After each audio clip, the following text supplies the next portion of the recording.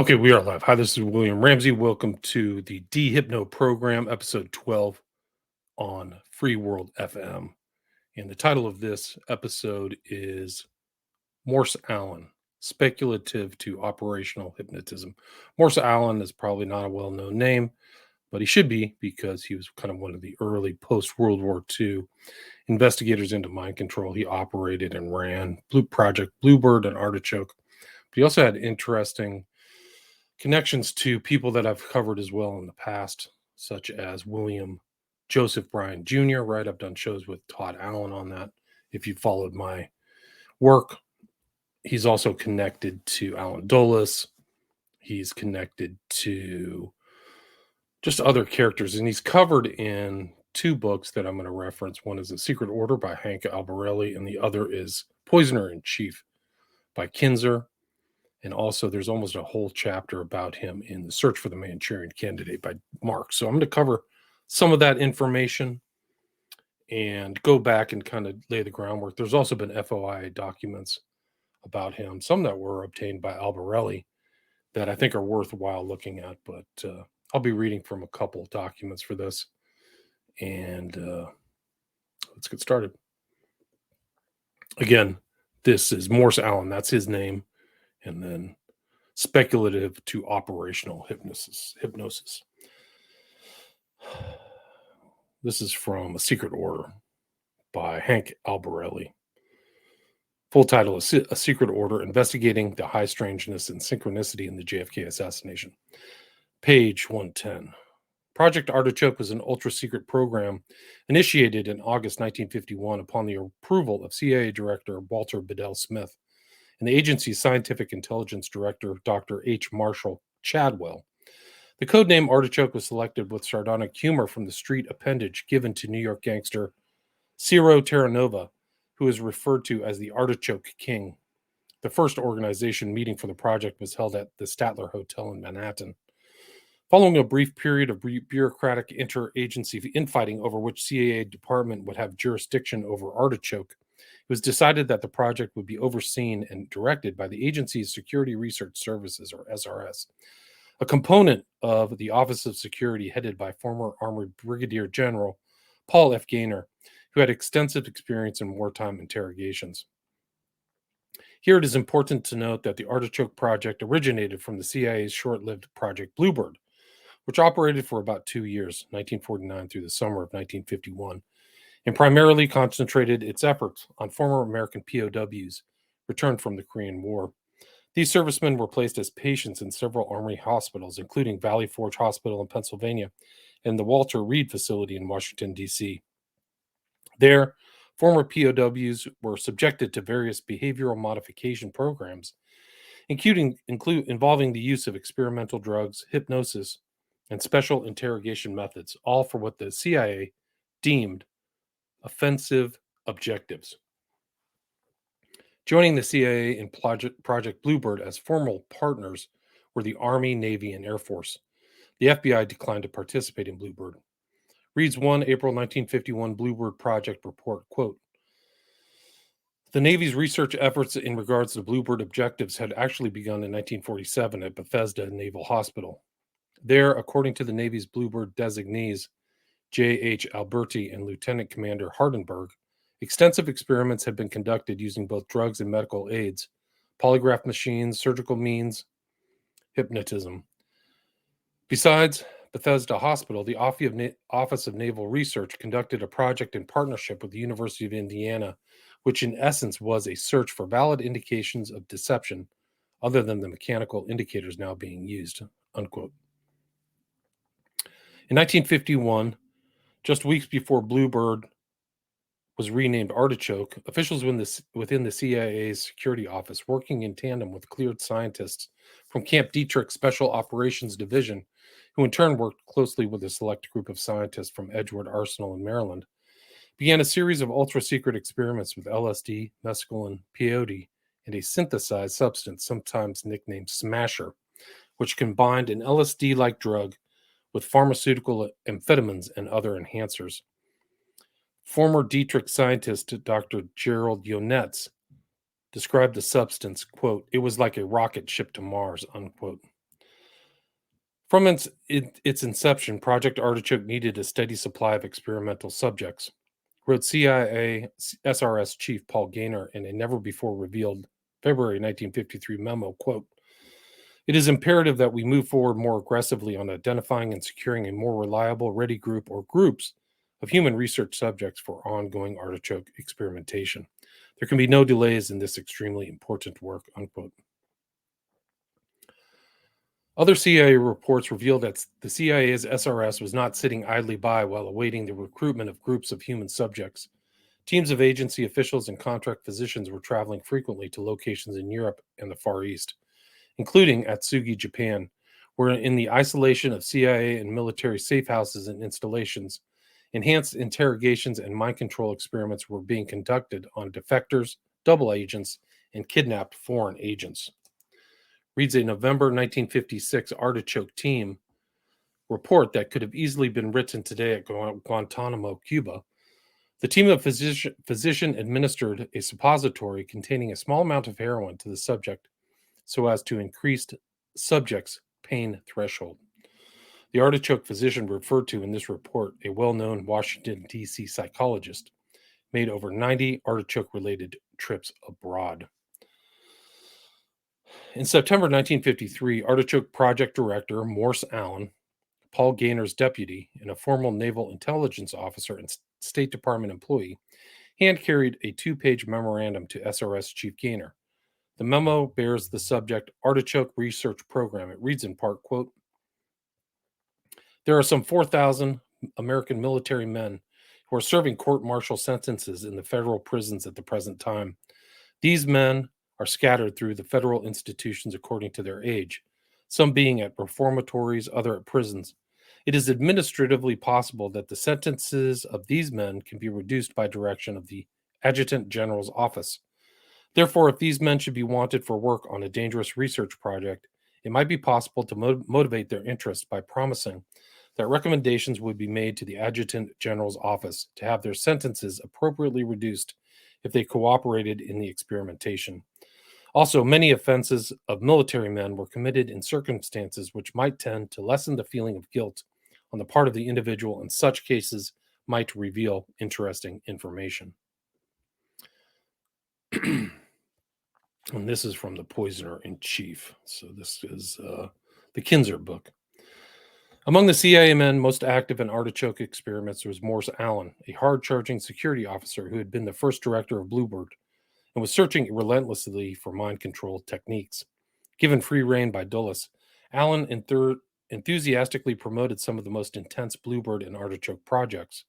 He pushed for wider use of polygraphs, which the CIA, unlike some other intelligence agencies, considered reliable and used extensively. In 1950, he fixated on an electro-sleep machine that was supposed to be able to lull subjects into a trance. He investigated the possibility that electroshock could be used to induce amnesia or reduce subjects to a vegetable level.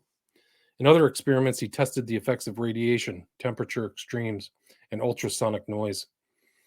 In 1952, he was part of a 3-man team that traveled to Via Schuster in West Germany to test what one report called dangerous combinations of drugs such as benzodrine and pentothal natrium on Russian captives, under a research protocol specifying that disposal of the body is not a problem. Allen, like some other CIA mind control researchers, was especially fascinated with hypnosis. He found a famous stage hypnotist in New York who told him that he often had sex with otherwise unwilling women after placing them in a hypnotic trance. After taking a 4-day course from this evidently talented specialist, unnamed, Allen returned to Washington to test what he had learned. He used secretaries from CIA offices as his subjects, and several times managed to place them in trances and induce them to do things they might not otherwise consider, like flirting with strangers or revealing office secrets. If hypnotic control can be established over any participant in clandestine operations, Allen concluded, the operator will apparently have an extraordinary degree of influence, a control in order of magnitude beyond anything we have considered feasible, unquote. That's a very important quote right there. Artichoke grew from a conviction that became an article of faith at the CIA. If there is a way to control the human mind, and if it can be found, the prize will be nothing less than global mastery. I'll read that again. Artichoke grew from a conviction that became an article of faith at the CIA. If there is a way to control the human mind, if it can be found, the prize will be nothing less than global mastery. At times, Sidney Gottlieb and his fellow seekers veered into areas like hypnosis and electroshock, but drugs fascinated them most. They were convinced that somewhere in the uncharted universe of psychopharmacology, the drug of their dreams was waiting to be discovered. It would be something miraculous, a truth serum that would loosen recalcitrant tongues, a potion that would open the mind to programming, an amnesiac that would allow the wiping away of memory. So that was it. And there's actually a connection between Morse Allen and a guy by the name of Gordon Wasson, which is a whole nother show. But Gordon Wasson was involved in the discovery of magic mushrooms, I guess. So this is another one. This is the William Bryan. This is from A Secret Order.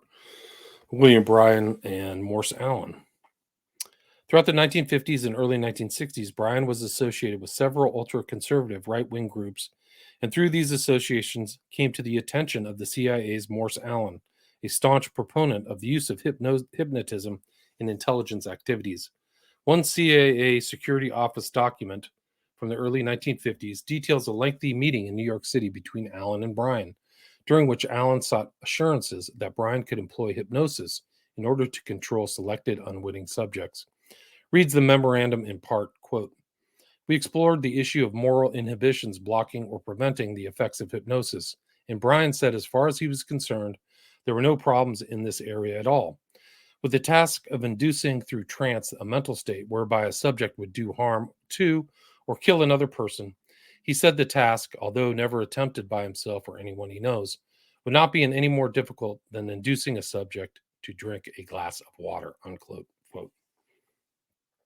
So that's a connection between Morse Allen and Joseph Bryan Jr., right? And I've kind of reread this. I covered this Bryan section, the other thing, another section. But it was other strong evidence concerning Bryan's possible links to the CIA of the late 1950s and early 60s centers now on the defunct Granger Research Company, formerly based in Washington, D.C., and several obscure publications from 1959 to 1961 found among Bryan's Institute of Hypnosis library. The Granger Company is referred to as a provider of technical assistance to agencies of the U.S. government in the areas of hypnosis and information gathering. According to declassified CIA documents, Granger Research was a CIA front operation created in the early 1954 by Dr. Sidney Gottlieb and Robert Verne Lashbrook, who are listed on Granger Company stationery by their agency's pseudonyms Samuel Granger Gottlieb and Robert V. Whitstock Lashbrook. So Gottlieb was Granger. So Granger Research is Gottlieb Research Company. That's what they're writing right here. Connected to Bryan, right? And it just goes on. I mean, Gottlieb's traveling with Gittinger, who I've covered in the show, and Jolyon West. So there's all these connections. It's pretty crazy. But I'm skipping forward to another page on the Secret Order. Let's see, this page 182. Let's see.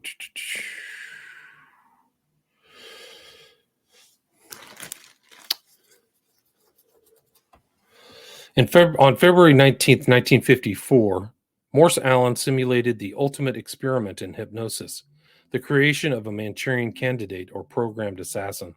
Allen's victim was his secretary, whom he put into a deep trance and was told to keep sleeping until he ordered otherwise. He then hypnotized the second secretary and told her if she could not wake up her friend, her rage would be so great that she would not hesitate to kill.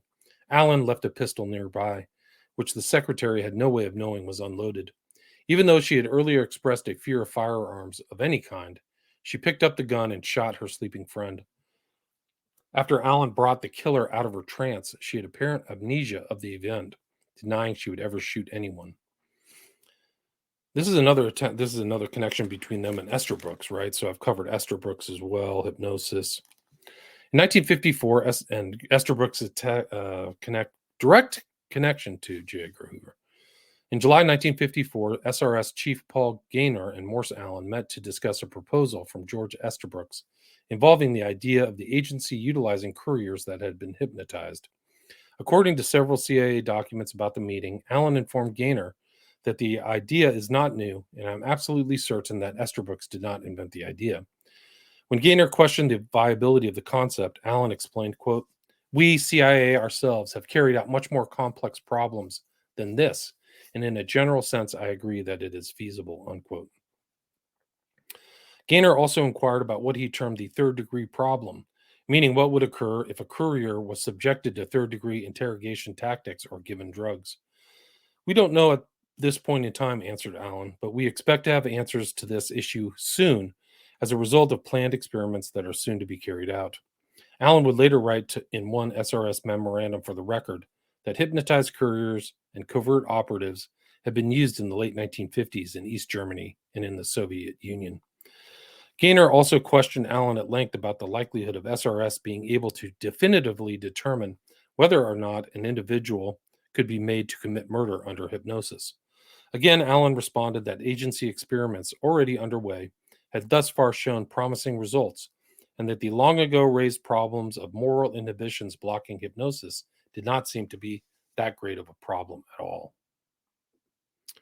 When Gaynor asked when an actual demonstration could be enacted, Allen replied, "There have already been a number of successful tests with name redacted, but believed to be Dr. Milton Erickson," right? So the discussions I've had with Dr. Hans Uter and with Dr. Eric uh, Brunstrom, or whatever his last name was. But Milton Erickson pops up a lot or often. Macy conferences, uh, huge history in psychiatry, actually.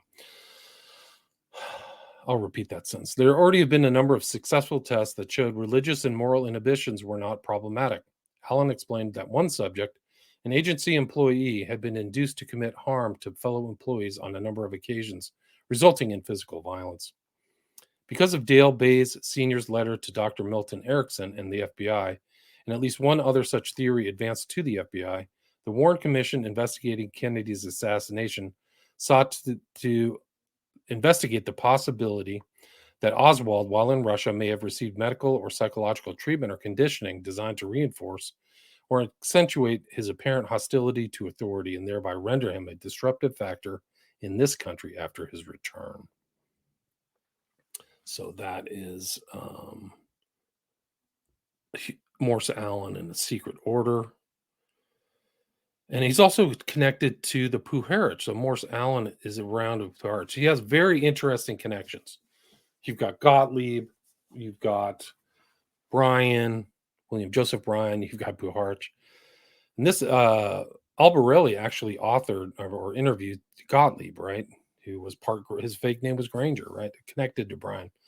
In late 1998, when this author interviewed Dr. Sidney Gottlieb, see a terrible mistake, that's one of the others of Albarelli's book, on Dr. Frank Wilson's murder, the former Technical Services Division chief said, yes, quote, "Yes, I have some trace memories of the project.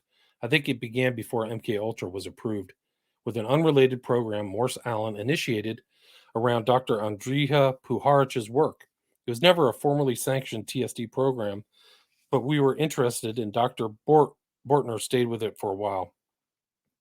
It was one of those projects that would be greatly misunderstood today." So Puharich is involved in the 9, these seances and things like that. So things are a little bit more spooky than people might imagine.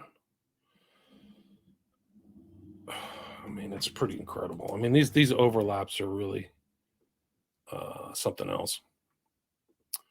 So these are some of the documents that Morse Allen had. These are CIA documents, early 50s, right? 1952, January 1952, from Morse Allen about the Kelly case. It's an office memorandum, and I'll read it.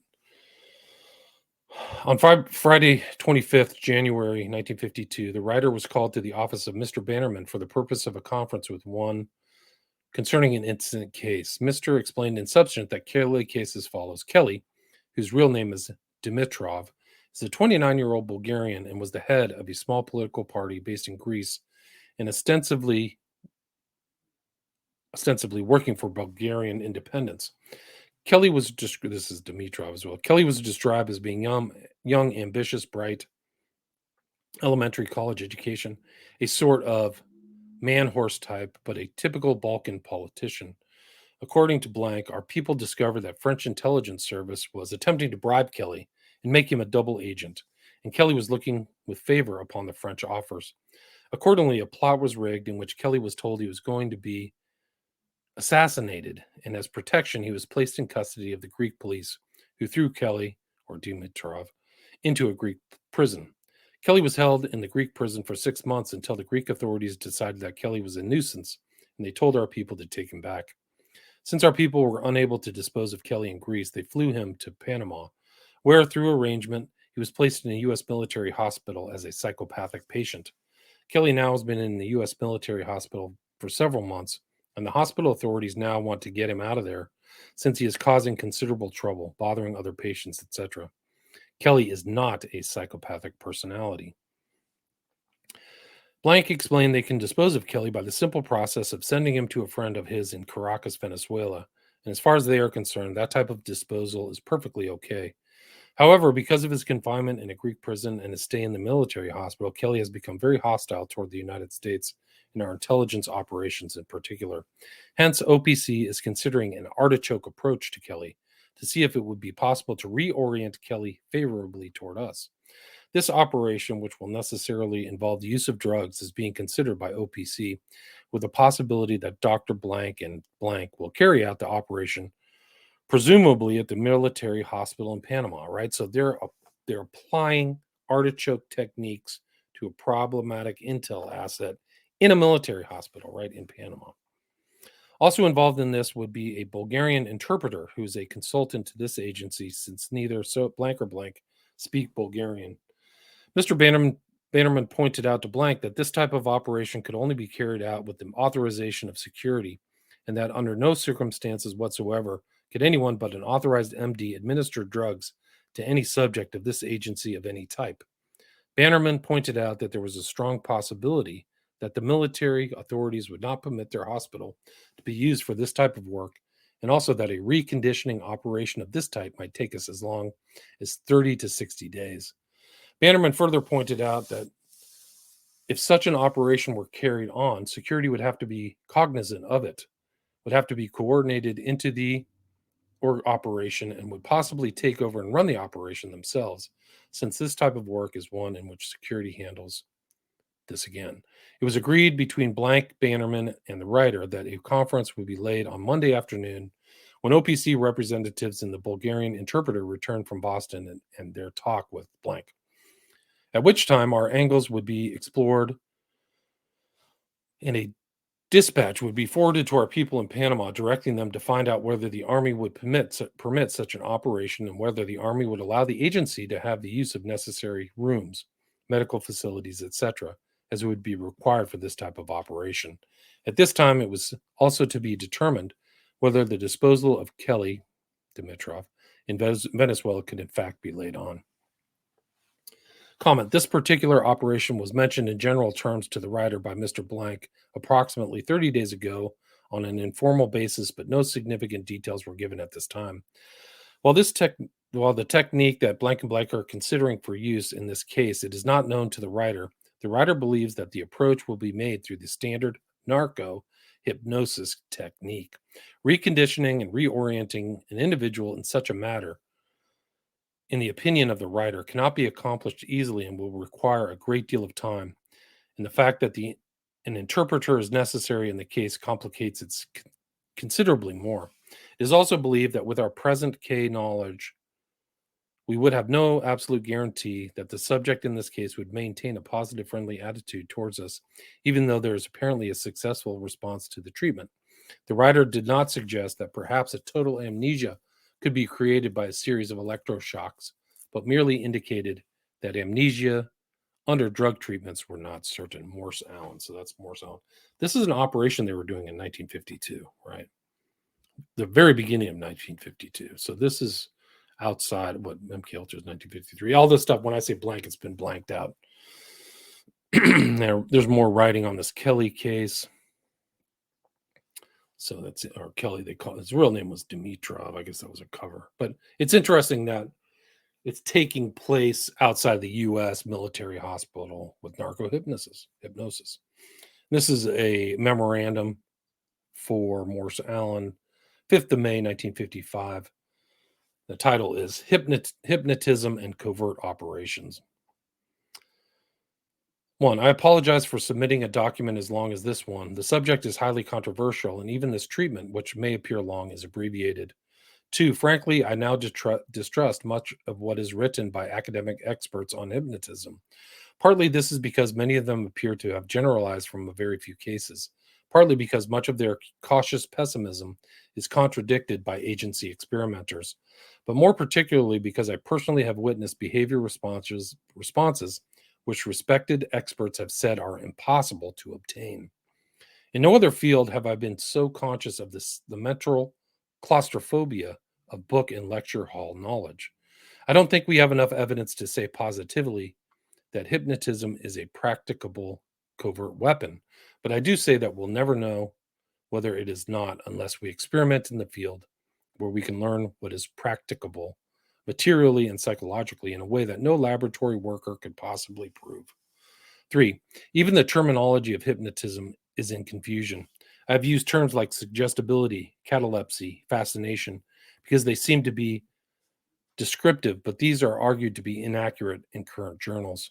As an example of the confusion, Mr. Morse Allen and I spent the better part of 2 days arguing with an academic practitioner of formidable reputation before we discovered that his vehement and perplexing disagreement with what we knew to be facts was based on semantic hair splitting and congealed pig-headedness.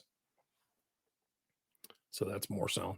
If you decide that DDP should pursue the subject further, I suggest you meet with Morse Allen myself to discuss the first recommendation of the attached paper. So the attached paper. And the attached paper is Hypnotism and Covert Operations. Contents. 1. Hypnotism. What is it? Who can be hypnotized? The induction of hypnosis, pre-testing for suggestibility, induction procedures, verbal suggestion, fascination plus verbal suggestion, narcohypnosis, awakening, post-hypnotic suggestions, age regression, other factors, what makes a good subject, what characterizes a good operator, stages of hypnosis, laws of hypnotism. Can a subject be hypnotized against his will? 2. Application of hypnosis to covert operations. A. Disguised pre-testing. B. Disguised induction. C. Specific operational situations. So they're knowingly disguising pre-testing and induction. So they know they're going to trick people and pre-test them for hypnotism without their knowledge, right? 3. Research. 4. Summary of conclusions. 5. Recommendations. The consultant referred to above, who has participated in agency operations as a member of an Artichoke team, feels that narcohypnosis, as he knows it, is not as effective as it might appear at first glance to be. He feels that the stupor which ensues does not in every case permit a deep a stage of hypnosis, is very difficult to control, and further, certain post-hypnotic phenomena of great value in clandestine work may be lacking. On the other hand, he agrees that drug-assisted hypnosis is essential in CIA work. Awakening.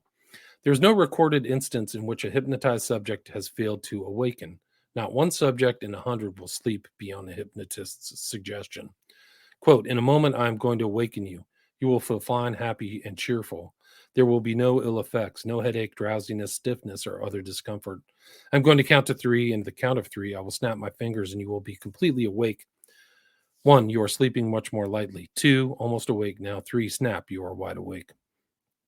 If for any reason a subject does not desire to awaken, usually connected with a wish to continue the pleasure and comfort of release from anxiety and worry, which accompanies hypnosis apparently, there are several other techniques to be tried. 3, and some other psychiatrists do not agree, at least insofar as therapeutic use of narcohypnosis is concerned. But suppose that while under hypnosis, a subject is told that a loved one's life is in danger from a maniac, and that the only means of rescue is to shoot a person designated as the maniac. 3 expert practitioners, 2 from universities and the agency consultant quoted above, say that there is no doubt on the basis of their experience that in such circumstances murder would be attempted. The only requirement is that the proposal be put in a form and manner acceptable to the subject. Most modern authorities feel that a subject will carry out any suggestion which he can rationalize within the framework of his moral code. Currently, there is a murder trial in blank in which the murderer has been judged to have been under hypnosis at the time of the crime. He has been retried, released, and the hypnotist tried and convicted. The case is now under appeal. The comment of the three knowledgeable informants was that the hypnotist must have been a rank amateur to have been found out, since any experienced operator would have known how to suggest away the fact that he had arranged the crime. I think I talked about that in the last one. 2. Application of hypnosis to covert operations. Obviously, disguised pre-testing and induction are necessities for the use of hypnosis in clandestine operations. Without at least the second of these, I am unable to see that any covert hypnotic technique requires operational experimentation. The possibilities are not only interesting, they are frightening. A kind of double-think Orwellian world of hypnosis, while unlikely, is not utterly fantastic. A kind of double Orwellian world of hypnosis, while unlikely, is not utterly fantastic. One thing is clear: we really do not know within what limits belief may be changed by hypnosis. Based on what I've read, I judge that blank used an elaborate conditioned reflex procedure in their brainwashing. Even so, hypnosis may be able, on the one hand, to precondition a subject against the pressures or after the fact to help undo the damage. Analogous case number 1. One of the foremost U.S. laboratory experimenters with hypnosis on one occasion, 1939, I think this is Esterbrook's, converted a campus atheist to a devout believer. The same operator was on the point of trying a similar experiment in reverse with a divinity student when the university authorities forbade further tests. Before the conversion to religion through hypnosis had been erased by negative suggestions, the subject had for over 2 weeks given every sign of being a dedicated religious convert. He was restored to his former disbelief. I know of no way of estimating how long the hypnotically imposed orientation would have endured, but once implanted, of course, circumstances tended to reinforce it. Given a subject who could be converted at all, the new orientation might become permanent, the experimenter felt. 2. As part of their indoctrination procedure, CIA staff personnel might be tested for hypnotic susceptibility.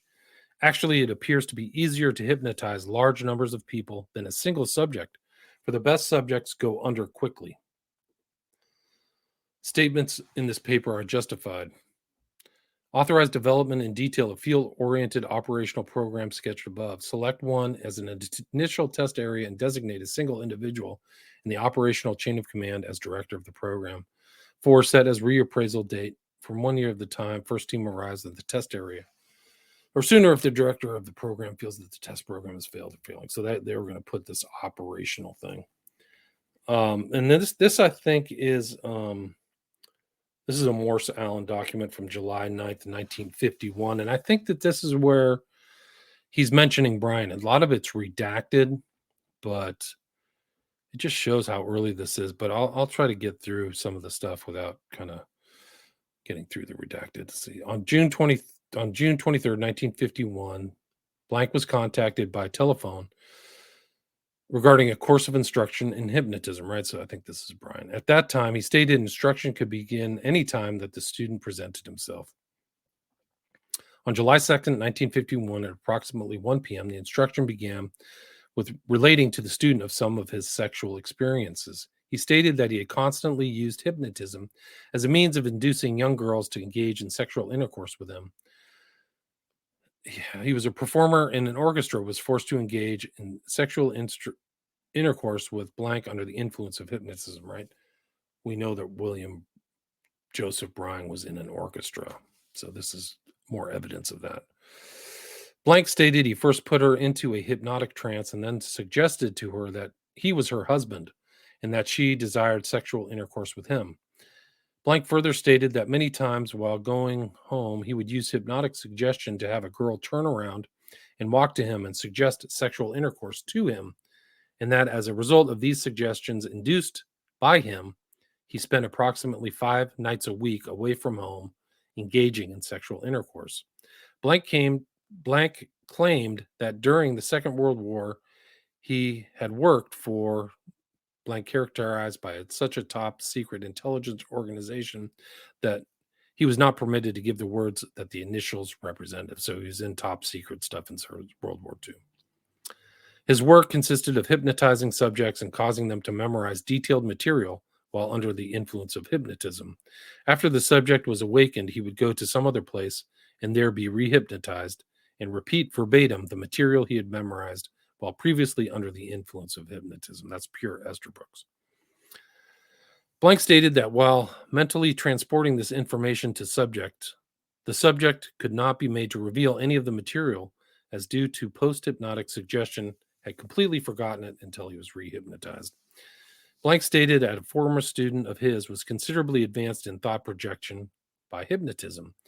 He could cause the subject in a hypnotic trance to read from a closed book a considerable distance away, and stated about 1 out of 20 subjects have sufficient clairvoyance to be able to do thought projection. Wow. This is Morse Allen. This is a document to Morse Allen, July 9th, 1951. On the last day of the period of training, this is supposedly Bryan's training, Bryan introduced the student to a man who was waiting for an appointment. The student was introduced as an expert hypnotist who wished to try an experiment on the man. The student at that time hypnotized the man and suggested he would feel no pain. The student then suggested he would be deaf for 2 minutes after he awoke. When the man awoke, he could hear nothing, and to test for fakery, the student approached the man from behind and shouted in his ear and clapped his hands by his ear with absolutely no apparent effect upon the man's hearing. He was most cooperative through the lessons and made for the students a series of tapes according to his various methods of hypnotism. Sounds like Bryan.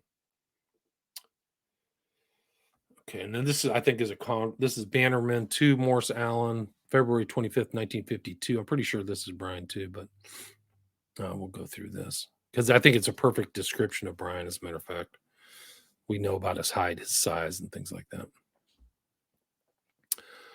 On Thursday, 21st, February 1952, the writer had an extended interview with Blank. The conversation lasted from 3 p.m.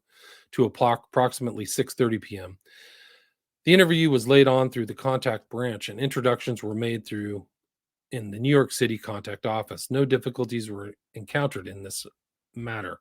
Blank is a professional hypnotist of exceptionally good reputation. He apparently has other means and has been a professional engineer and accountant. His apartment is in a deluxe apartment neighborhood and is in exceptionally good taste. He resides there with his sister. He is about 6 feet tall, wears horn-rimmed glasses, just like Bryan, has a strong, aggressive look, and physically is quite impressive. Bryan was big. He was like 300 pounds. He appears highly intelligent, was courteous, amiable, and cooperative throughout. Before getting to cases, the writer fenced with him for approximately 3/4 of an hour, talking generally about hypnosis and not disclosing positive security interests. After establishing in the writer's mind that Blank was competent and thoroughly understood the meaning of secrecy, the writer opened up and discussed positive matters. Set out below are a series of questions and answers which cover, in substance, the details of the interview with Blank. Question: what are your experiences in general with hypnotism? Answer: I've been a professional hypnotist for at least 15 years. At present, I am employed in a very confidential basis, 2 days a week, working for Blank. I'm not teaching hypnotism now, but have taught many individuals hypnotism in the past. What part do you think did hypnotism play in in World War II and other show trials by the USSR and their satellites? Answer: in my personal opinion, hypnosis possibly combined with duress, possibly drugs, is how the confessions were brought about. I have long been interested in these trials, and I believe it is entirely possible to bring these things about through these techniques. It would be a great deal of continuous application and study of the individual to produce these results, but the enemy has plenty of time and is capable of using any methods. Question: can you obtain information from an individual, willing or unwilling, by hypnotism? Answer: definitely yes. Many of the medical cases I work on are involved in obtaining personal, intimate information, and through hypnotism, I've been quite successful in obtaining this. If an individual refuses to cooperate with hypnosis, the doctors with whom I work use drugs, Always sodium amytal. Question: do you think that this system would be useful in obtaining information from a recalcitrant, obstinate, and entirely uncooperative individual? Answer: yes, definitely. This is the only way to approach this type of individual. But even at that, you would have to study your individual psychologically, and the matter would require great skill. All people have to be approached in different manners as far as hypnotism goes. But if you could gain their confidence, or at least indicate so, they would clearly understand you were not hostile to them, and your battle would be more than half won. Question: how far do you think individuals could be controlled by hypnosis? Answer: this is a very difficult subject. Post hypnotics will last 20 years and will be very strong if reinforced from time to time. However, if direct control is wanted, and particularly without reinforcement, perhaps 12 hours would be the most you could expect. And even then, a possibility exists that the person under hypnosis might suddenly be awakened by some external stimulus. Question: have you ever had any experience with drugs? Answer: yes, many times. I have worked with doctors using sodium amytal and pentothal and have obtained hypnotic control after these drugs were used. In fact, many times the drugs were used for the purpose of obtaining hypnotic control. Question: were there other drugs used? Do you know any new drugs, or are there any wonder drugs that can be used in this business? Answer: no. I have known doctors to try other drugs, but they do not have any success, and almost without exception in my work, sodium amytal and pentothal are the weapons used. If I had to tackle a case tough and unwilling, I would rely on sodium amytal. I do not know of any wonder drugs. I do not believe they exist, and none of the psychiatrists and doctors I work with use anything but those I have mentioned. Question: have you ever heard of hypnosis being used in connection with electroshock? Answer: no. I am familiar with the electroshock convulsion and coma, but I have never attempted to obtain hypnotic control thereafter, and have never heard of anyone doing this. However, some of my friends who are psychiatrists can constantly use electroshock, and I have complete access to their work. I shall make some experiments along these lines in the near future, and when I see you again, we will discuss the results of this. Question: are there any individuals you might know who would be worthwhile in contacting along those lines? Offhand, I cannot think of anyone except, or perhaps so and so's understanding in the country. As far as hypnotists are concerned, I do not believe there are 5 competent professional hypnotists in the U.S. today, and I have nothing but contempt for the college professor who talks about hypnosis. Only the professional who can handle hypnosis in front of the public and on a large scale is capable of really giving first rate advice or information on hypnotic work. Question: would you be willing to act as a consultant to this agency? He was fully informed that the writer was making no offers and in no position to recruit personnel. This offer was being made in general terms. Answer: yes, I feel that we are at war, and if I can be of any help whatsoever, I shall be glad to give my time. If you need me on any given case, I will be glad to come. Question: would you accept pupils for private coaching? Answer: yes. I think I could train an individual, or at least give him a substantial background in 2 weeks, working out with him 3 times a week. Question: do you have any ideas that hypnotism could be used as a weapon? Answer: yes. I have thought about this often. It could certainly be used in obtaining information from recalcitrant people, particularly with drugs. Furthermore, it can be used as a morale factor, and in addition, it can be used as a recruiting source for special types of work. I will explain the last two. You have a large DP camps in Europe and Asia. You have to entertain these people. A good professional hypnotist is a good entertainer. Using mass hypnotic methods, he could drive home thoughts that would be of great benefit to our side. Individuals that he gained control of through hypnotic influence could be converted to strong supporters of our viewpoint through suggestion. The opposite of this, of course, would hold true.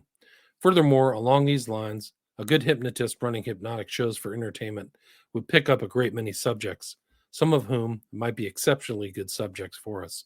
These subjects could easily be tabbed and put to our use. Question: have you ever been able to produce hypnosis without an individual's knowledge? Answer: yes. Through the relaxing technique, and on rare occasions, been able to produce hypnotism against a person's will. However, you cannot count on this to attempt to attack an individual who did not want to be hypnotized alone would be almost an impossible task. In that type of case, I would use sodium amytal or sodium pentothal? Question. Do you have any special techniques that you think are valuable?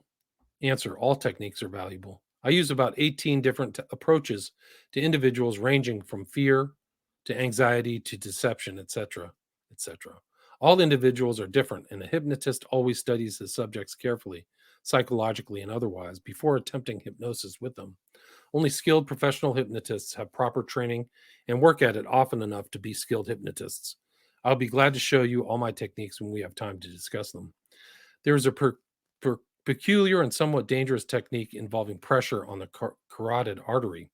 The technique of using pressure on this artery is largely a matter of timing.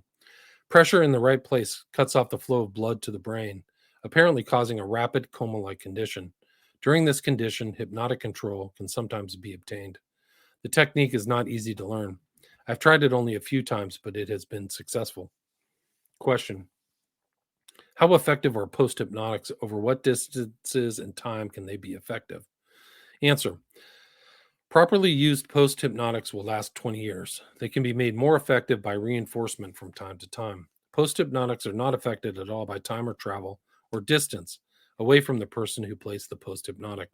As a rule, post-hypnotics should be 100% effective in good subjects, and they would certainly be more effective than a person operating under direct hypnotic control, since a person in a hypnotic trance can suddenly be brought out of it for various reasons, particularly after many hours, while a post-hypnotic will always remain strong.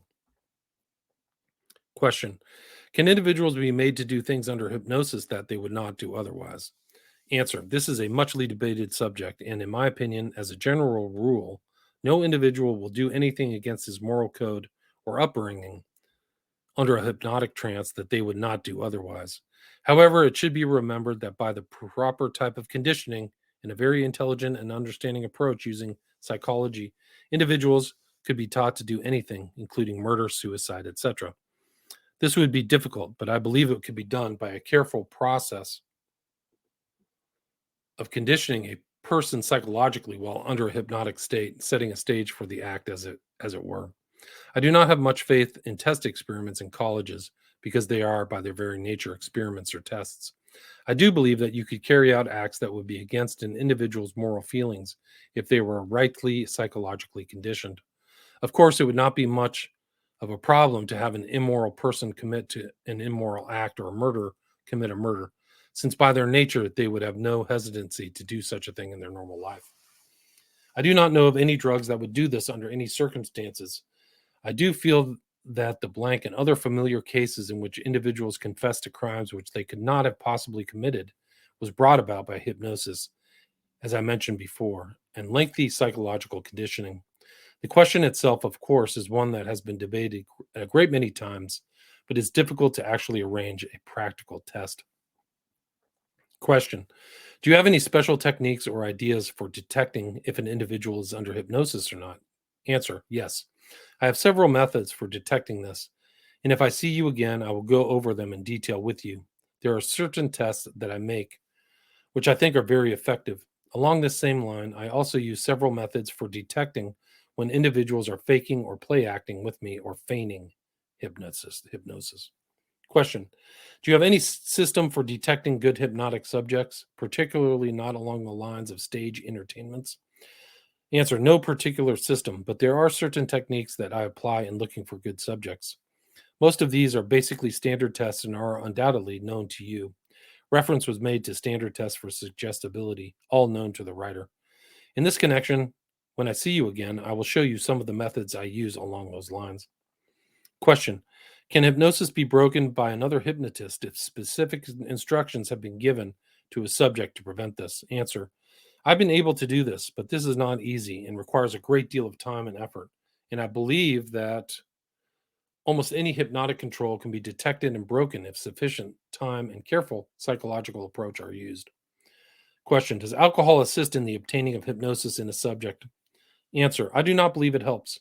There are many other more important aids to hypnosis than a social drink or two. The first of these, I believe, would be anxiety. Other would be fear. Third might be exhaustion. However, in many cases, alcohol does not make individuals more pliable, and in that sense might have some results. Question. Do you have any material that you might think that you think might be of interest to me along those lines? Answer: yes. As you know, an individual who's been hypnotized makes a very excellent courier. They can be given messages while under hypnosis, which they themselves do not know, and only an individual knowing this code can get this message from the courier. Even assuming that the post hypnotic control could be broken or the individual hypnotized, it could still be protected, perhaps as follows: quote, a person could be regressed to a certain time and date, then given the message, and unless the person who subsequently gained control of the subject regressed the subject to the correct date and time set, he could not get the message. Even more secure would be to move the individual forward. If he were moved from 30 years of age to 35 years of age at a given date and time, and then given the message, unless the individual could guess the age, the time, the date in the future, he could not obtain the message. In my opinion, the use of this hypnotic technique is valuable from your point of view. Certain it is that by hypnotic control over an individual, you can extract information probably better than any other known way. Furthermore, in good subjects, you can create complete amnesias, which should be helpful. In addition, as I mentioned below, I think this technique could be used on a mass scale, as I explained, both as a morale factor or for propaganda purposes. Some people in the Army I know are giving thought to these items, but I think it can never be sold at the top level. I cannot say. I think it would be very valuable. I will try when I return from my trip to contact a number of individual psychiatrists and doctors that I know, and without discussing my reasons, obtain from them any information that they may have on new drugs or techniques. I do not believe that there are any new drugs, and I do not believe there is anything such as a wonder drug, which will produce an instant talking when giving an individual. I believe our hypnotic capacity are as good as the blank, and I also believe that they have no wonder drugs or other drugs we do not know about. The only thing they have is plenty of time, and they care nothing for normal conventions. For as a matter of record, Blank professed great interest in this type of work, stating that, in his opinion, it had long been neglected by our government. He stated he would contribute time and effort if he were called upon to do so, and volunteered to assist in any case if he were called upon for assistance. Morse Allen. So I'm pretty sure that that is William Joseph Bryan. And he's also mentioned again, this is a document from High Times, January 1980. It involves Klein, right? Klein was associated with John Lennon and Chapman, right? I mean, let's see how much. There's just a lot more here. I mean, I'm at the hour mark. Obviously, it'll have to go for another hour, and I'll go into it. So it'll be a part 2 to this discussion. But there's a lot there, a lot of interesting stuff. I don't think anybody else has ever had that. But that was the DeHypno Program, episode 12. Title is Morse Allen, Speculative to Operational Hypnotism. Thank you for listening.